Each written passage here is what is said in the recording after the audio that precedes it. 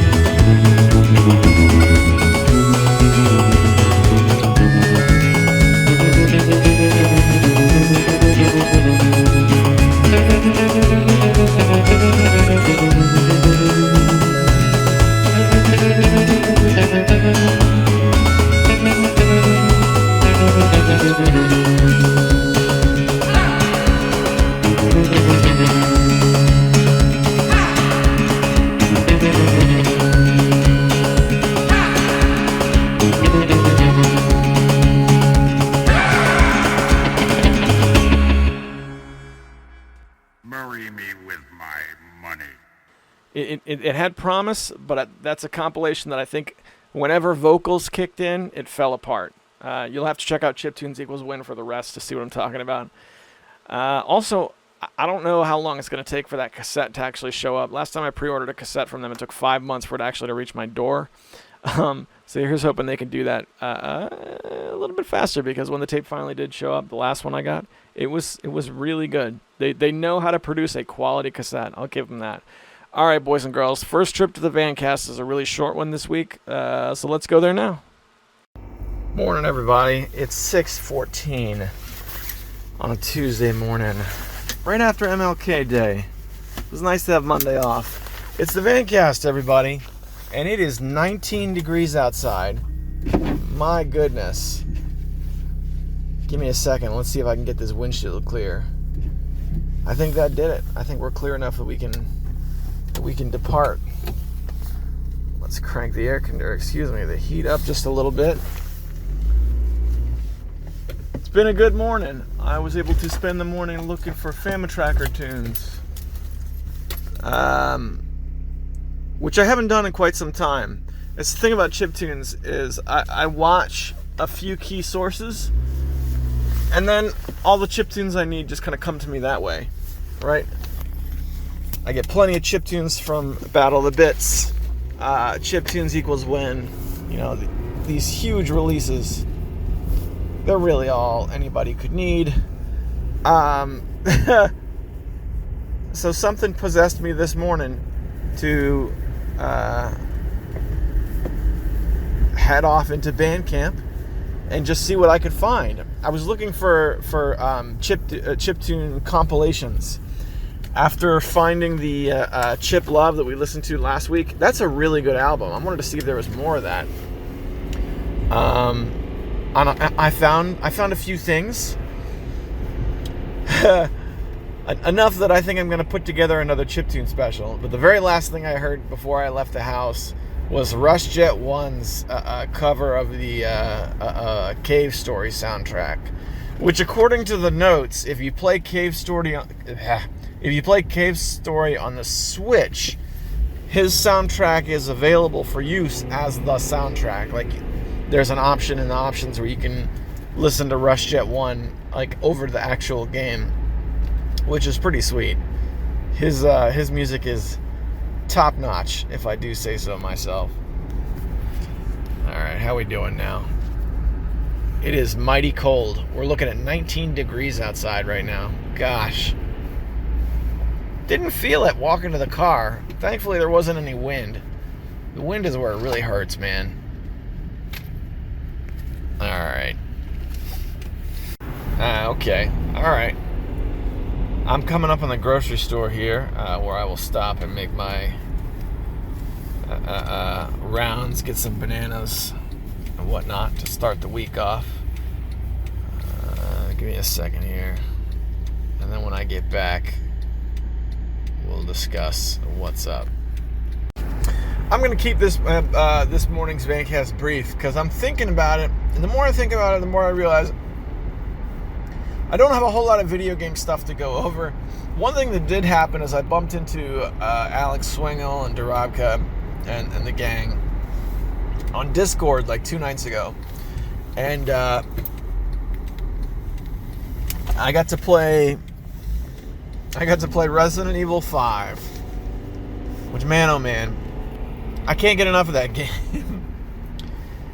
That's like the Resident Evil games we're getting now, the remake of 2, and then we got 3 getting ready to come out, assuming it hasn't already, I don't even know.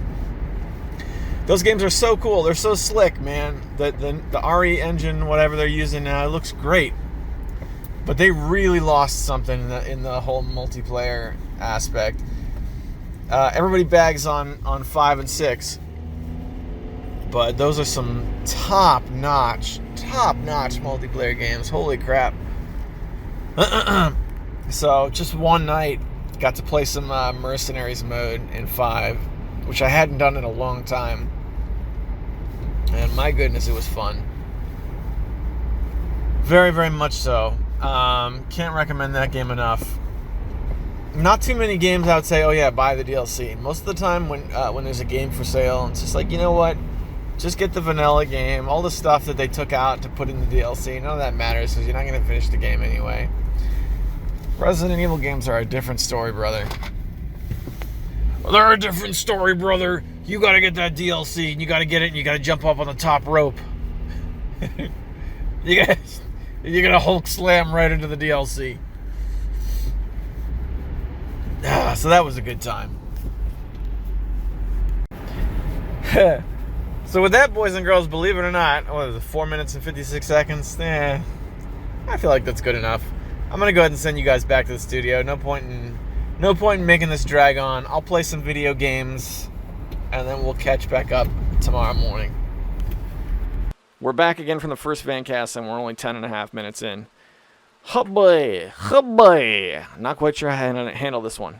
Yes, I do. Chip Love, the compilation we played last week. This track is called, Popsicle Theory is the artist.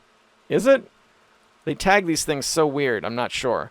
Popsicle Theory / Kaleidoscope. One of those is the artist. One of them is the song name. It's the 16th track. I'll let you guys figure it out. Stick with us. You're listening to Tiger Claw Radio.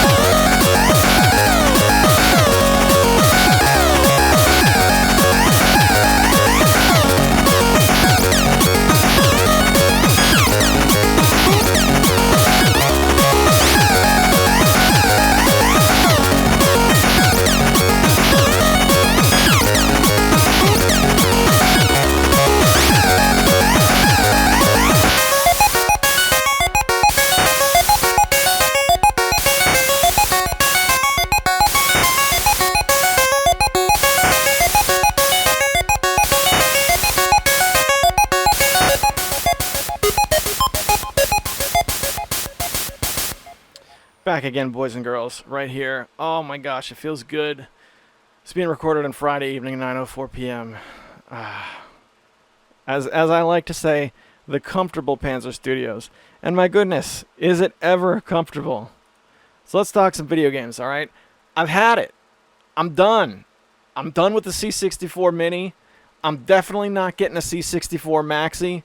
The whole thing, it ain't happening. I'm getting a Raspberry Pi and we're calling it a day. I bought the C64 Mini. It's made by the same people. Let's give it a shot. It doesn't work. The thing crashes every 5 seconds. It's unplayable, with a capital unplayable. Oh, you know, all the research I looked online. Maybe it's the power source. It's finicky. Okay, fine. Tried every power source I have in my house. None of them worked. Okay, got online, ordered something special that matched the specs. That thing shows up, it won't even power on. I know the power source is probably just faulty. I'm done. I'm going to return the whole thing. I'm getting a Raspberry Pi, and we're calling it a day. I don't need that thing. Why? What does it do that a Raspberry Pi doesn't do? I love the Commodore 64. I'm still all about the games. The few games that I've had the chance to explore, by the way, on the Commodore 64 have been nothing but positive. The only game I've successfully been able to play on the Mini without it crashing is Alley Cat, and that's just because it's the first game in the menu. And as it turns out, that's a really good game. Play Alley Cat on the Commodore 64. You've got a top-down, a shmup shooter game, whatever you want to call it, where you play as a ship, and you're kind of moving left and right and shooting things, sort of like in an old school, like Life Force. Not Life Force. What's the game? What's the game I played at MagFest on the Famicom? I don't know. A top-down, vertical scrolling shmup, but there's some altitude to it. So if you can move forward and backward on the stick, and your plane is going to go up and down, higher or lower away from the ground. It's a really neat mechanic, and then you can press a button and yank back, and it'll like do a barrel roll. It's pretty sweet. Not a barrel roll. That's like but like a flip. It'll flip backwards and then come in real low. Alley Cat is a really sweet game. It's really cool. And I know there's a lot of bad games for the Commodore 64, but I think it's the ones that I'm checking out. Every game I've played thus far has been nothing but awesome, right? Alley Cat's really cool. Portal's really cool. Jumpman is really cool. I'm a big fan of Jumpman because I had Jumpman on MS-DOS. There's a pretty solid MS-DOS port that I had back in the day when I was very young. So that's a game that's familiar to me. It's cool to play an old familiar game on the C64, or at least play the C64 version, so that I'm finally seeing the original. Great stuff. If you're into vintage computers, even a little bit, I would highly recommend a little exploration, but it doesn't have to cost anything. You can go over to Zophar.net, good old Zophar's domain. They're still around. Go to Zophar's domain and get yourself a copy of a Commodore 64 emulator. Then go get the games. It doesn't have to cost anything. It's Commodore 64. Are you kidding me? $200 for a C64 Maxi when its cousin can't even power on. Get out of here. No deal, boys. No deal. It just ain't happening. And since I made that decision today. I'm getting another Raspberry Pi because my old one, broke a couple years back. Now that I'm thinking about it, I'm kind of excited about it. I got my age-old implementation of DOSBox. I'm just going to drop that puppy right in there so I can load my DOSBox and I can play some poker, which is what I've been doing lately, playing good old video poker on MS-DOS. And let me tell you, it's been a ball. Well, all right. Before we move any further, I just want to have a moment of silence for the supporters. That's right. All the Patreon sponsors, you guys out there who are courageously giving of your resources to make sure that TCR can come back every single week. And to you gentlemen, I offer a recognition on the show in the form of this Hall of Distinguished Gentlemen. They are Hemrock, Sendu, Tecmo Balls, Darabka, and Konstantin Kelman. Thank you guys so much. And by the way, I'm collecting tracks for the next chiptune compilation. I did one or two of them in the past. I have all the tracks together. It just needs to be pasted and glued together. It's kind of hard to find time with my kids, but that should be out either this week or next week. So keep an eye peeled for that. It's going to be a supporter exclusive at first, and then I think at some point I'll release it for everyone after it's been out a week or two. All right, so back to the party. What else we got? I mentioned I've been playing poker. I'm getting to, usually at night when the kids go to bed. I have until about 10. Right, 10 o'clock I need to go to sleep to make sure I can wake up for work the next day. But kids would go to bed at like 8 or 8:30 so that they could get up for school, and then I would have the remainder of the day to chill out, and keep work on Dad, right?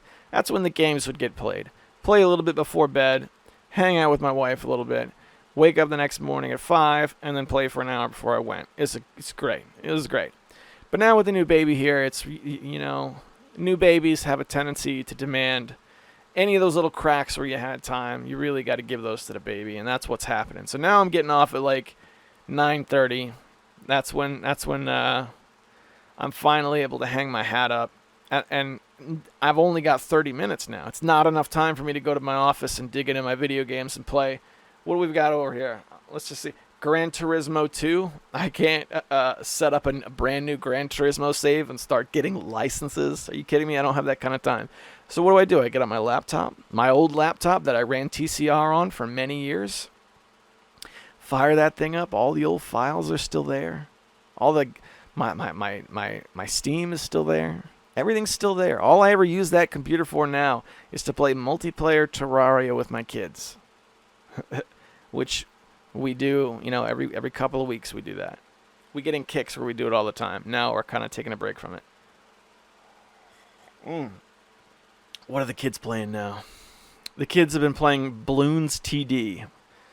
My son plays Bloons TD5. My daughter plays Bloons TD6. That way they both have their own entirely separate games that they play, so that save files in progress don't cross each other. It's really cool. That's what they play. They like tower defense. So in playing on the old laptop, I was like, of course, let's see if we can get some more MS-DOS games. It's something I like to do, right?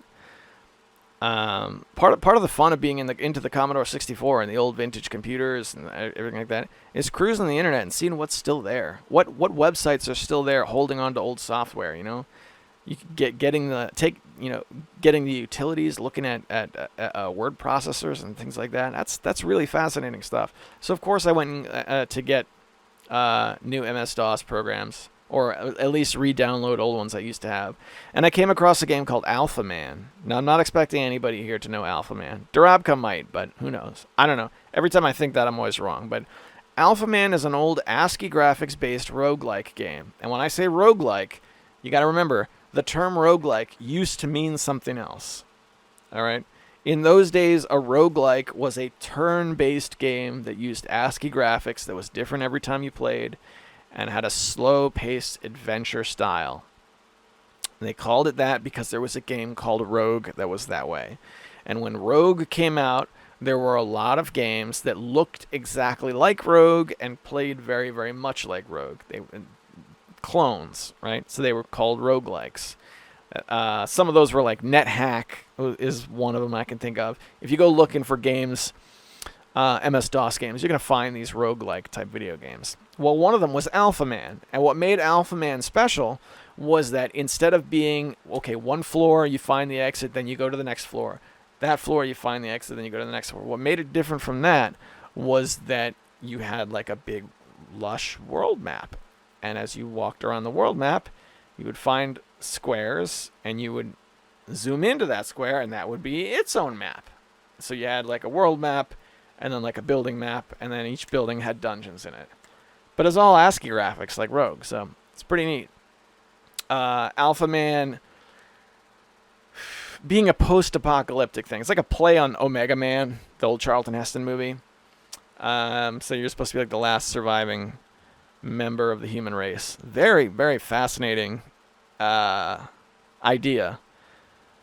It's a great experience if you've got the attention span to play an MS-DOS game. I highly recommend Alpha Man. So I came across that last night and I was like, oh man, let's get Alpha Man set up. And I downloaded that thing. I put it in my folder. And then I launched MS-DOS from DOSBox, and I mounted my C drive, mount C: as C:\DOS. And then I navigated to C:\games, which is inside of DOS. And I looked at my games and I was like, I could play Alpha Man and we could really do some role playing and we could think. And I thought, nah, I want to play poker because I'm an idiot. And that was my evening. And I played poker because I was too tired to think. And I had a good time. I really did.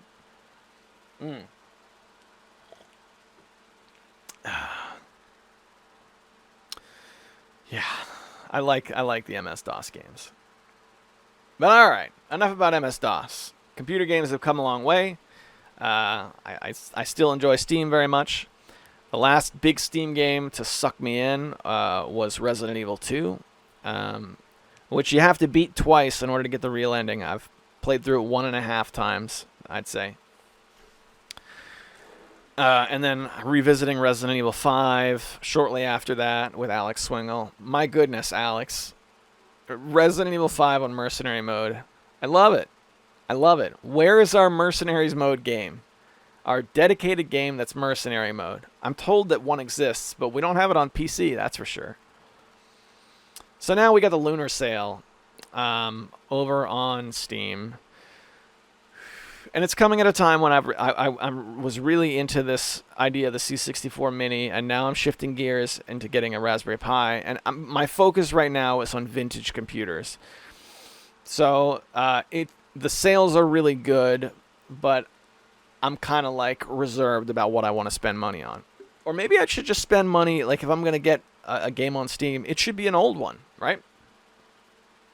Here's a game that I've been considering buying. It's been on my Steam wish list for years and years and years and years. Added to my Steam wish list on November 27, 2016. That's 4 years ago. Freedom Force versus the Third Reich. Oh, yeah. Sean, I heard you. I heard you. The noise you just made, that little fist pump you just did, I could hear it through time and space onto my headphones. Because Freedom versus the Third Reich is one of Sean's games. You know what I'm saying? This is one of the games where he would download the mods so that all the characters and their 3D meshes could change and to be something else. It's the first time I ever heard the word mesh in relation to like a 3D model was Sean talking about all the crazy mods he had for Freedom Force. So yeah, that's here. That's $1.25 if you want to do some I guess that's kind of like a Diablo sort of thing with superheroes. What else have I in here that I've been putting off getting for the longest time? Max Payne 2. I thought I had Max Payne 2, but apparently not. That's $350. Return to Krondor. Return to Krondor is terrible. That's an awful game. Betrayal at Krondor is awesome. And that is $1.97. Return to Zork. Shenmue 1 and 2. Look, I never got super into the Shenmue series, but I know they're beloved games. You can get 1 and 2 for $10.19 on Steam. Lots of stuff. Lots of stuff. When I'm in my least interested in Steam, I still turn an eye to these huge sales. Because there's always a little something, right? I know the Steam sales aren't what they used to be. They don't have the 90% off anymore. You know what I mean? It's not a guaranteed, hey, I'm going to get something next to free. But there's always a little something. Come on now. Jamestown Plus. It's $9. Not too bad. Not too bad. What else we got? Some really good stuff on here, actually. The Friends of Ringo Ishikawa for $7.50. If you're not familiar with that, I'm a big fan of River City Ransom. So all of the games that are like River City Ransom or have anything to do with that series, I pay attention to. And The Friends of Ringo Ishikawa is one of those. It's not like a mainline Kunio-kun game, but it's definitely made to be like them. So yeah, that's supposed to be pretty good too. Short experience, but very, very good. Castlevania Collection and Contra Collection, two things that I'm looking forward to getting. Although I'm not going to get them both this time out. I'm going to get the Castlevania Collection, and then it's like, I don't know, Lords of something. There's another one that's really cheap this time because I want to play. I want to play the Castlevania Adventure. I want to play the Game Boy game on like setup on Steam. That's what I want to play.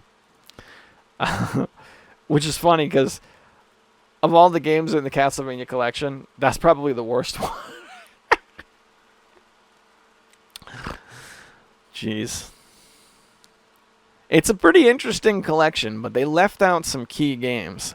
Everyone talks about Symphony of the Night as being like one of the top tier, top keck Castlevania games. It's not in this collection. It isn't. Neither is Rondo of Blood. That's the other one I remember people going crazy for, and neither one of those are in here. So you could say this is the Castlevania collection, but it's there's some massive spots. Massive spots. I still want to get it. I've never played through Castlevania 3. I've never played through Castlevania Adventure. Hey, maybe I'll give the first one a try again. Finally beat that one. I really like the Capcom collections. Is this Capcom? No, this is Konami. I just realized it's not Capcom. This collection could suck. Number 1 review. Konami, next time when you're doing Castlevania collections, include Symphony of the Night and Rondo of Blood. Thanks. That is the number 1 most helpful review. Was this helpful? Yes, it was. Couldn't agree more. So, I have to ask myself hard questions when I find myself in this situation. And those hard questions are going to be, what of these games, not what looks cool, or not what is a good deal, but at this point I have to ask myself, what am I really going to spend time on?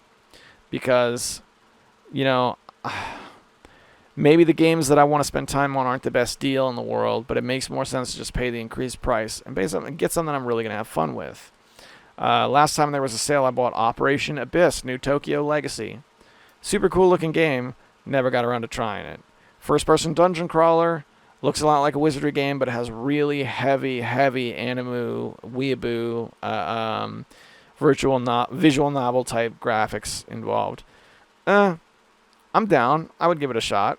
I threw my money down, as they say, but I'm not spending any time with it. You know what I'm saying? It's all about the time. What are you really going to play? So we'll see. Only time will tell.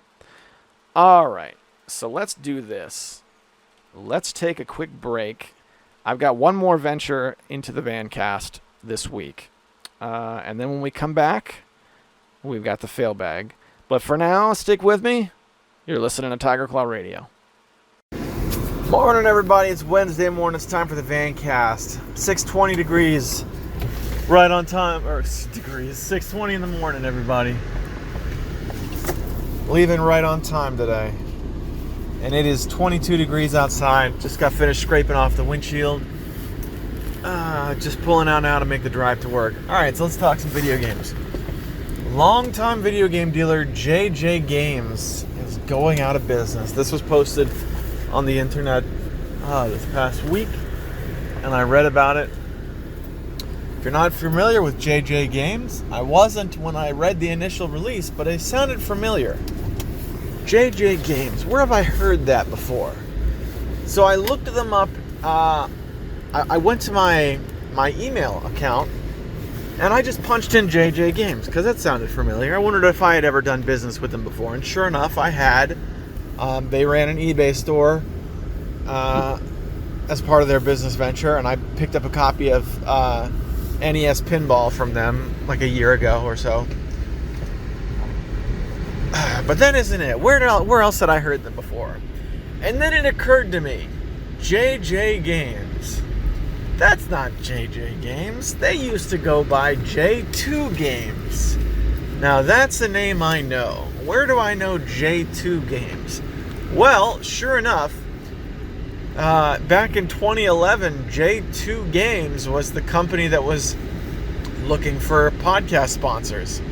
They were looking for podcast sponsors to offer a discount code to, and that is the company that passed on TCR because I wasn't talking about physical copies of games you could purchase enough. And, I get that, but I gotta say, it's look, I'm not happy that any business has folded up shop, but I'm happy this business has folded up shop. I don't know if there was a brick and mortar store or not. Based on the discussion I was hearing about it, it sounded like there was at one point.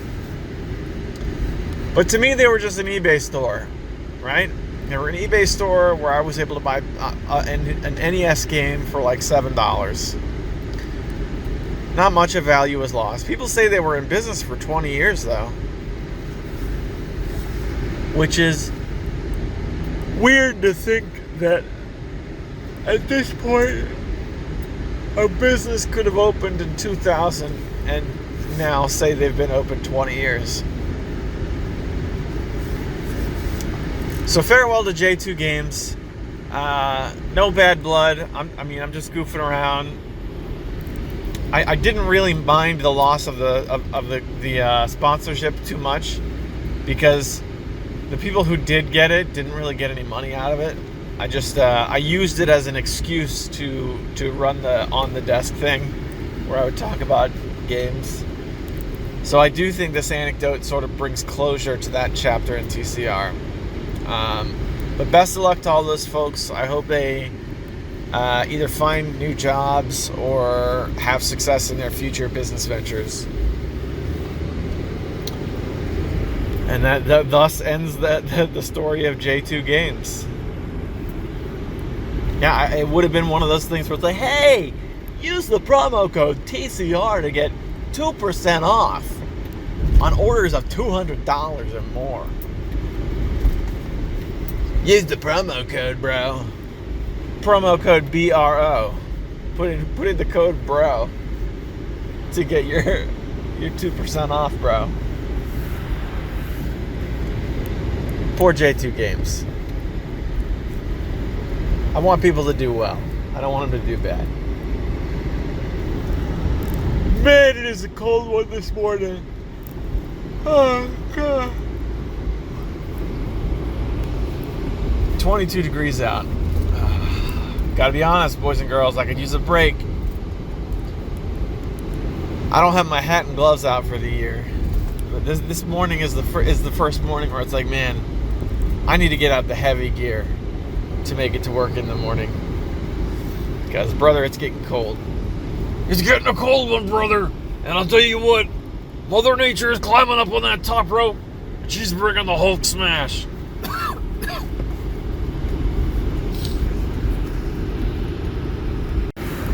You know, whenever I find like a brick and mortar place that's selling retro games, I'm usually not impressed. Is it just me? Like, oftentimes what I see is shelves full of products that I could get cheaper online. And they just use the concept of, oh wow, it's right here, I can touch it, I can see it, and that's how they sell it to you. So I tend to get really super skeptical when I'm like in the presence of somebody who's selling games. You know, we're not talking about a thrift store. We're not talking about any of that stuff. We're talking about a specialty dealer who's selling retro video games. I think the same thing when I go to conventions now. I have for the past few years. I see the big box of Nintendo games. Oh man, you could get Chess Master on the NES for $9. Alright, I mean, I guess. I have Chess Master on the NES. It's not a bad game. You get a little chess, you know? But $9 on the table does not beat getting it through mail order. Now, why is that? Why is that that I'm still paying the shipping portion of the price when I buy games in person? Kind of makes you think. Kind of makes you think it makes more sense to just buy them through mail order. And that's probably why J2 Games went under. I mean, to be perfectly honest. People were talking about the economics of running a business and how chances are their prices, they were forced to price things higher than they felt comfortable with, or they just couldn't maintain a competitive price. But yeah, I mean, that's all well and good, but that doesn't justify me redirecting my dollar to a company that's going to cost more to do business with. Alright, hang on. I have got to turn down the air conditioning.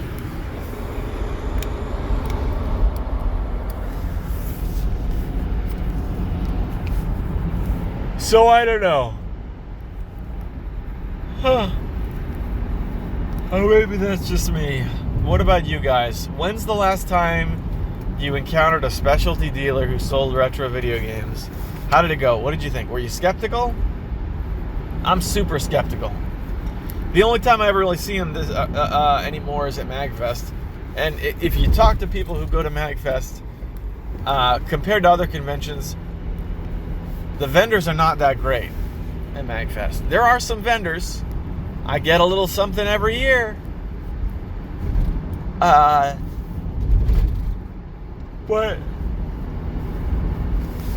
when you go there, you don't go there expecting a deal. That's just not what happens. And not only are the vendors not that great, I've seen them get less and less every year as well.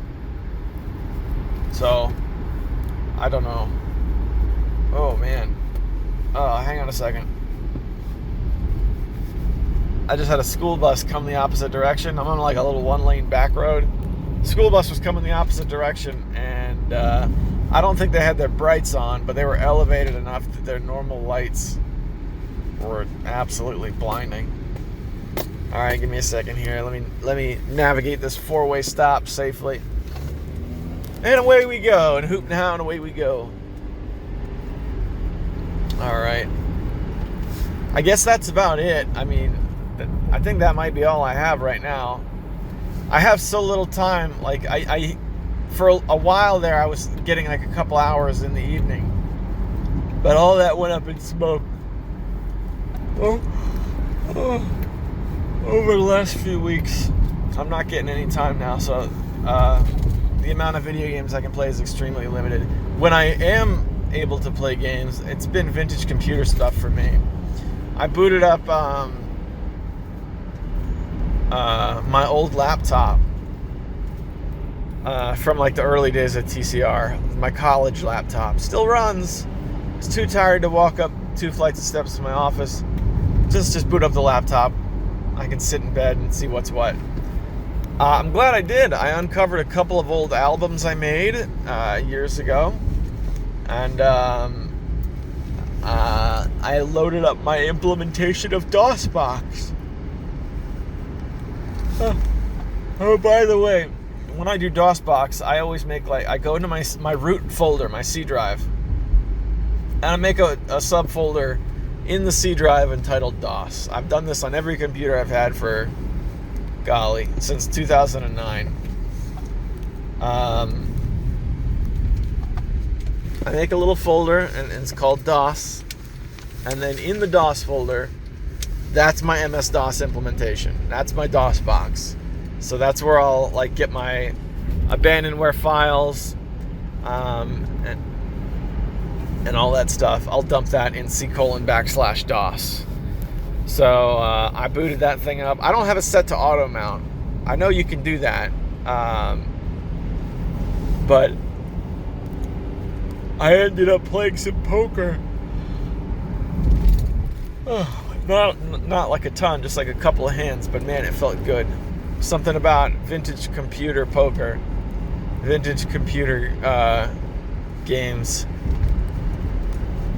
really struck the right chord. I don't know, maybe it was because it was like clearly a game that was designed not for what you would think of as a gamer.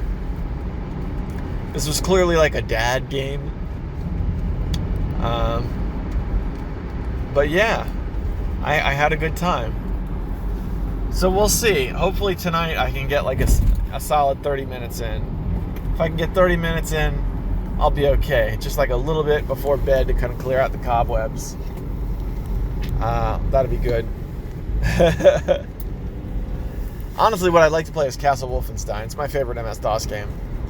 Woo! My favorite MS-DOS game that you still need to run from MS-DOS, okay? So that's not counting games like Space Quest and whatnot that I have on digital distribution services. Because yeah, Space Quest is definitely way better. You know, the original Doom is way, way better, but I don't use MS-DOS to get to those games anymore, so. Of the games I still run in DOSBox, Castle Wolfenstein is my favorite. Great game. Talk about a game that needs a remake, the original Castle Wolfenstein. Wouldn't that be amazing? They made like a throwback game that looked like the original Castle Wolfenstein. A little upgraded, but not by much. and it worked like a dual stick shooter, and you could walk around, sneak around the castle, and it was different every time. Oh my goodness, that would be amazing. I feel like that's the kind of game that would be so simple to make, or at least take up so little space that they could include it as like a bonus feature in a modern day Wolfenstein game, right? Like in a modern day Wolfenstein game, there's a computer, and you go up to the computer, and if you know the right command, you can play the original Castle Wolfenstein. It's been done before, right? In the original Black Ops, you can break out of the chair in the title screen and go to the computer and play Zork in its entirety. It's been done. They can do it. They need to bring back the original Castle Wolfenstein games in some way. At least make them consumable again. Because you talk about an underrated game. The term underrated game is overused, but this is truly an underrated game. It's a game that I love to play. It's a blast every time, and nobody ever talks about it. It's like it didn't exist. It vanished.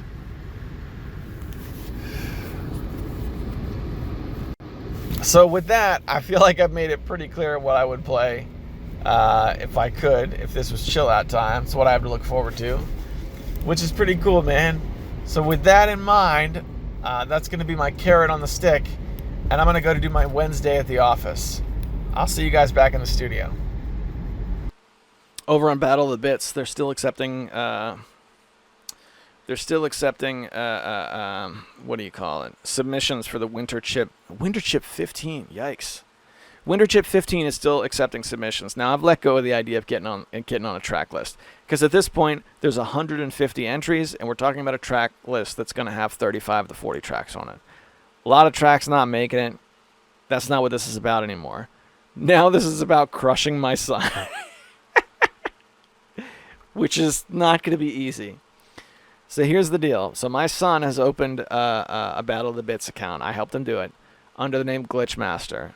Glitchmaster is the musical artist band name that he's going with. So he makes tracks in Pixie Tracker. So if you've never heard of Pixie Tracker, it was a phone app for Android where you have a grid. There's a grid-based layout, and if you press play, a line will go from left to right on that grid playing the song.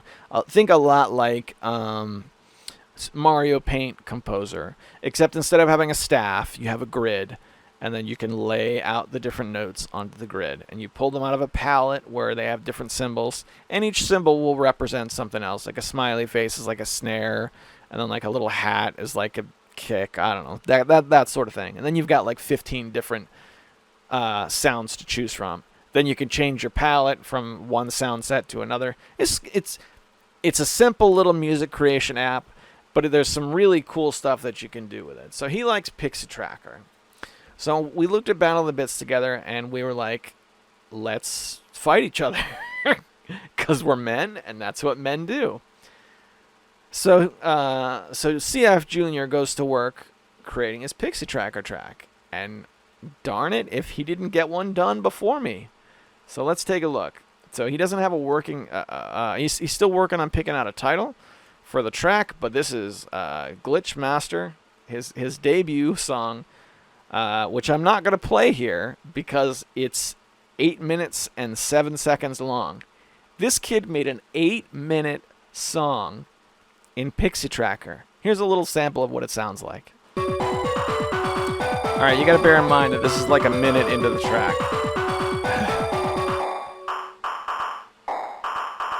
Here comes the break.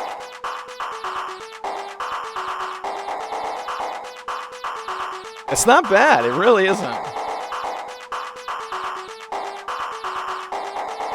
He's a lot better with running loops than I am, I'll give him that. I don't have the patience to do a long drawn-out track like this.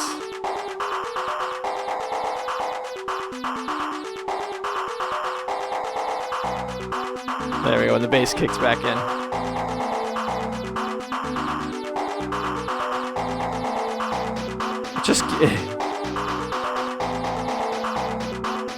So that is a little sample of the debut track from Glitchmaster. So the reason why I'm holding on to it and I'm not playing the entire track is because we're still working on actually getting the submission in.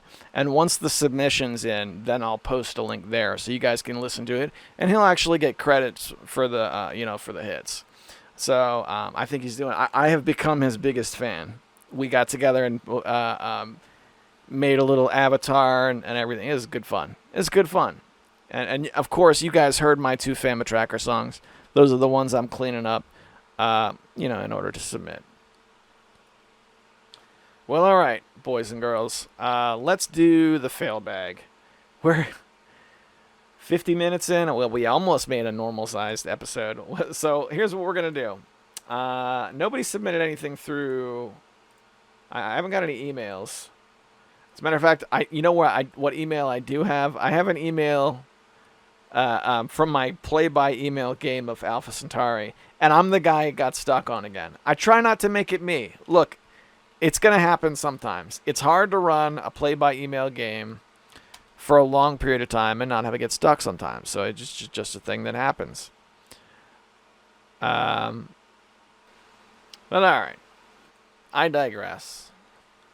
Tiger Claw TV. I'm breaking the rules, and I'm going to read it from the front end. It's harder to look myself up in YouTube now, because when I try and look up Tiger Claw TV, it's like, are you sure you didn't mean Tiger with a Y? No. And that's really what it asks me. Did you mean Tiger with a Y? Is that what you meant? Because there's this guy that makes freaking brackets, and he's paying us for advertisement, so that's who we're going to push you to. No. Come on, man. Tiger Claw TV, I've been around for 10 years. Let me find my own channel. You don't have to recommend me to anybody else. I'm over that. I've let go of that one. But let me find my own channel, okay? Thank you very much. All right, let's get a sip of tea. Drinking red rose tea. Red rose black tea on a Friday night. All right, how'd we do? We got some good comments last week. That one from Mecha Menace kicks us off. What's on my shelf 3 days ago? If your Popeye cart is not for the 2600, it's probably for the Coleco or Atari's 8-bit computer line, 400, 800, 1200. Identifying those early console carts is very annoying because using a quick glance assessment, I get tripped up when I find Mattel's M Network carts for the 2600. Or are they Intellivision carts? I'm sure there's a way to distinguish them without attempting to insert them into the system, but dang, there's a mix of samey, unique cartridges for those early 80s systems with no obvious identifying marks that associate them with that certain system. A lot didn't even state on their label which system that they're compatible for. Quick break, that's exactly what happened. It's a Mattel cart. It doesn't say what system it's for. That's exactly what happened. You got it 100%. I'm thinking 5200, but then again, those cartridges were a little wider, so I really don't know. I really don't. Let's get back to the comment. He says, while Nintendo chiefly is known for their strict demand that all cartridge production go through them, that uniformity in cartridge design and later package design allowed buyers to instantly recognize their games on the store shelves, safely assuming that they would work with their system once brought home. Has your son ever played any of the WarioWare games on GBA? By his song choice, I think you would dig the music section, the music direction in those games. I'm not sure if the later GameCube, Wii, or DS versions follow the same scheme since I haven't played any of those. Alright, quick break. No, he hasn't. We will check them out. Sometimes I get the feeling that he's starting to like write off Dad's games as like boomer games. You know what I mean? He's starting to reach that age. So I don't know. I'll show them to him. We'll see what he comes up with. Let's get back to the comment. He says, your song choice is very Wii-esque, resembling something you would hear as an intro tune to a Wii Sports or Kirby game. It's very soft, but it mixes in some chippy underscores. Both songs resemble compositions on Nintendo platforms. Were there any other chiptune schemes included into the mix? The answer to that is no, because they were both from a Chip Love compilation. I don't know if it was a competition, but it was very clear that the songs on that comp were following a theme, and they were all very bright and very upbeat. Even his Tron sounding song was, for what it was worth, pretty upbeat. Let's get back to the comment. At first listen, CF's choice sounds very well composed, like that of a professional release in a game that would be on the Wii. Gag me with a spoon because I hate that plush pastel pastiche. I don't know what that word is. I'm sorry. While layering tracks and sound effects seems like an easy way to build a composition, I can definitely understand the author meticulously figuring out how to smoothly segue each segment in CF Jr.'s track. I can imagine I could zen out the electric harpsichord and clarinet that takes you through the bitty sand land represented by CF Jr.'s track. That's my preference. So that's Mark 1 for CF Jr. And he and I went over this before going on the air. Back to the comment. He says, at 30 minutes and 29 seconds, speaking of deep faking Jeff Bridges, have you ever seen the new Terminator? Jeez Louise, they have young John Connor and Sarah Connor looking really real. It's to the point where I'm like, actors can live forever now and make movies and all their estate profits long after their demise. This could prevent newcomers from hitting the scene. Could Arnold still take on the Predator 150 years from now? Body doubles and voice actors can do a really convincing job under this digital stitchery. And that's the end of the comment. A couple things about that. First and foremost, I don't care about Hollywood. I don't care about their newcomers because they're all terrible. However, there is something that you might find fascinating. Back to the Future 2. Now, you're a smart guy, so you might already know this, but what's that guy's name? Crispin Glover, the actor Crispin Glover, who played Marty's dad in the original Back to the Future movie. So, he was only ever in the first Back to the Future. When Back to the Future 2 came out, they hired another actor to play Marty's dad, and they put prosthetics on his face to make him look like Crispin Glover. Well, Crispin didn't like that too much, so he sued the pants off him, and he won. And he set a legal precedent that now you are not allowed to do that. So now, if he had signed on and was like, "Look, I'm old. Can you just make me look like?" That's a different story. But if what's the name of the lady who plays Sarah Connor? Jeez, I know you just said it. If Arnold Schwarzenegger doesn't sign on to do one of these Terminator movies, and he's like, "No, I'm not. I don't do it anymore. I don't do it anymore. I not do it," then they can't use his likeness. They can't. It's a weird thing, but it's a legal precedent that you can thank Crispin Glover for. That said, Hollywood has kind of lost me. I am waiting for the anti-Hollywood to show up. I want to see young guys make terrible movies with what they have, right? I want to see people who are trying to copy, AVGN for getting his movie made. Those are the movies I want to see, But that's just me. I have a very bleak view of Hollywood. Usually when I see a movie and it entertains me, it's because I'm watching an old movie. Like I saw Full Metal Jacket all the way through for the first time recently, and I loved it. Oh my gosh, it was great. Loved it. Mecha Menace, my man. It's always good to hear from you. I hope your life is going well. Thanks for taking a couple minutes to write out a comment. Next one comes from Gaming Beast. He writes, I liked the AKs. Gonna check them out. I did like both songs, but I find CF's song a little bit better. Sorry, kiddo. Oh boy, score one for Dad. So it is even now. Mecha Menace cast his vote for CF Jr.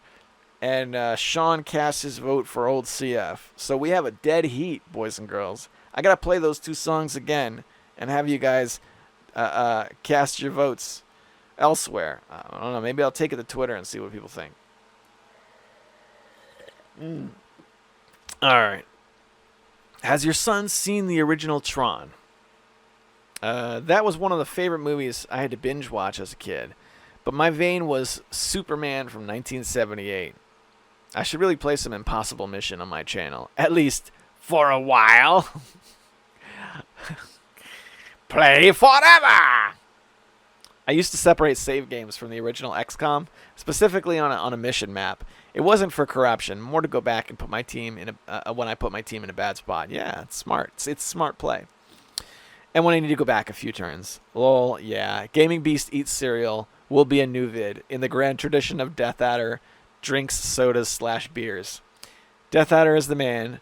Guru Larry posting to you is really sweet, man. He's like one of the last OG video game YouTube dudes, and I'm still hyped for. Great episode, broski. Thank you so much. Big thanks to Guru Larry, and I will find a way to use the assets that you gave me, my man. I super appreciate it. Sean, hope your life is going good. Thanks for taking a minute out to write in and check in with us. Next one comes from our pal Death Adder from the Death Adder Super Show. Let's see what he's got. There's some mod I saw where Mr. X is Thomas the Tank Engine, and it looks pretty terrifying. You know, Death Adder, the only mod I've ever seen on I guess that's not true. I see a lot of still shots of, like, particularly skimpy clothes Claire mods. That's what I see the most. But when I look at Let's Plays, people like to run the X Gon Give It To You mod, where whenever Mr. X enters the room, his scary music is replaced with X Gon Give It To You, X Gon Give It To You. And I think that kind of fits. I don't know. Back to the comment. He said, I made it halfway through Resident Evil 7 like 2 years ago and flaked out. Maybe someday. All right, Death Adder. First of all, if you made it halfway through that game, you saw all the best stuff. Resident Evil 7 is a great game, but it definitely starts. All the best stuff is at the beginning of the game. First, when the old farmer man is the arch rival, that's like, when you're really like getting used to it, that is some scary stuff. It's the scariest stuff in a video game I've played in a while. I would argue Resident Evil 7 at its finest is way scarier than Resident Evil 2. Even the remake, as scary as that game is. The first arch rival is really scary. Marguerite, the wife, the second arch rival, has her moments. She's not quite as scary as the guy is, but as a boss battle, she was amazing. And then the third one is like the son, where he's got like a trap room, and that's pretty clever, but not quite as cool as the first two. And then after that, the game kind of takes a nosedive. It ends with a walk around a big boat that I honestly could have done without. So if you really made it through 50% of that game, you saw all the best stuff. So don't worry. Look the ending up on YouTube and you'll be all right. All right. Let's get back. There's more here. He says another term like Metroidvania that has become pretty annoying is Souls-like. I haven't heard that one yet. Oh, wow. I wasn't able to walk through this game blindfolded. Enemies can actually hurt me. It's just like Dark Souls. Have you played Dark Souls 2? It's the Dark Souls of Dark Souls. Yeah, I hate it when people say that now too. He goes on. I played through Simon's Quest recently, granted with save states and a walkthrough. So I went back and rewatched the James Rolfe decade-old rant about it. It's nowhere near as bad as he makes it out to be. Yeah, so you played it with save states and a walkthrough? You mean you played it the smart way? Yeah, totally counts, because why wouldn't it freaking count? So that's cool. I hope you had a good time. Yeah, that's the decade-old James Rolfe video. Look, he was starting a character. Now, you got to remember, at that time, a lot of that was Mike Matai, and a lot of that was him just being silly goof stuff. So, yeah, it is what it is. He goes on. James Rolfe later in the video talks about liking Zelda 2, which is pretty similar to Simon's Quest. I don't know. Maybe the day he played Simon's Quest as a kid, some kid at school gave him a wedgie or something, and he forever hates the game because of that. And that's Death Adder's comment. I would say that speaking of the AVGN, he did revisit Castlevania 2 later in his career. And he gave it like a real fair review where he's like, look, the first one was just some shtick. Now that I really know how to do this, let's go back and give it a fair shot. And he did a good job. So that might be worth watching if you dig the second Castlevania game. Give it a watch. I don't know what to think of the second Castlevania game. I have a copy of it. You know how I got it? Sendu was kind enough to send it to me like 5+ years ago. He was just like, hey, man, I want you to give this game a try. It's really great. He sent me a copy, and I kicked around with it. I kicked around with it, and it is charming. I don't have a problem with the day-night cycle like people usually complain about. But I got to be honest, when I play Castlevania 2, what I can't help but think when I'm playing it is, man, I wish I was playing Faxanadu. Because I think Faxanadu is so much like it, but it does the whole action RPG side-scroller thing a lot better. It's not better themed. It is not better. It doesn't have better art or music. But the mechanics work a little better. Especially if you're using save and load states, so you don't have to worry about the broken password system.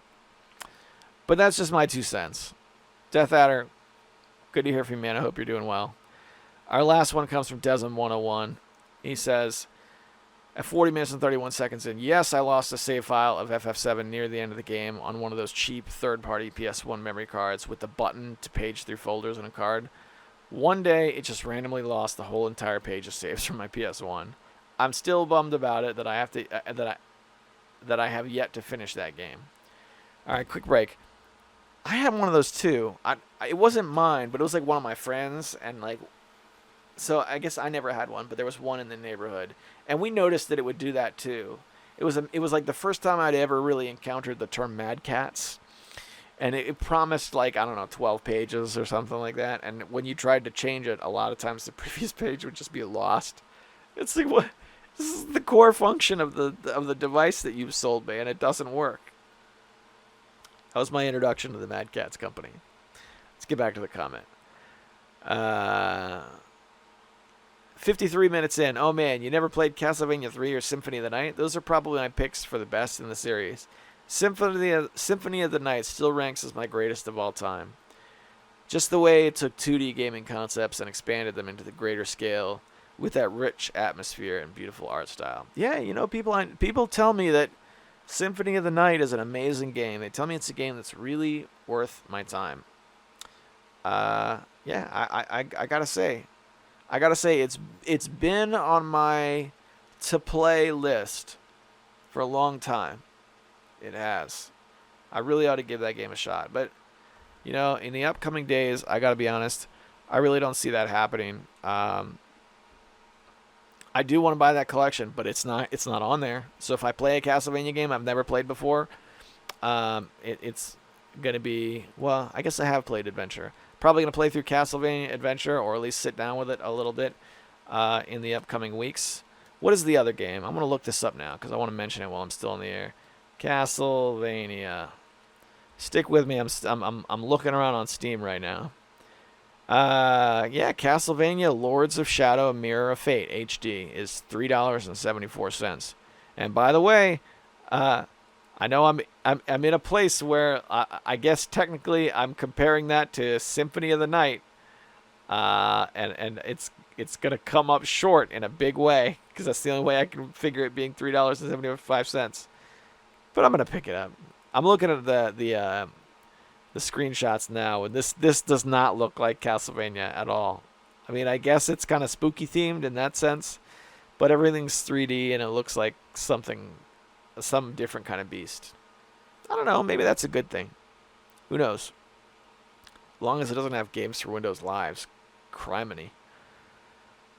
Yeah, it doesn't look like it does. All right, how we doing now?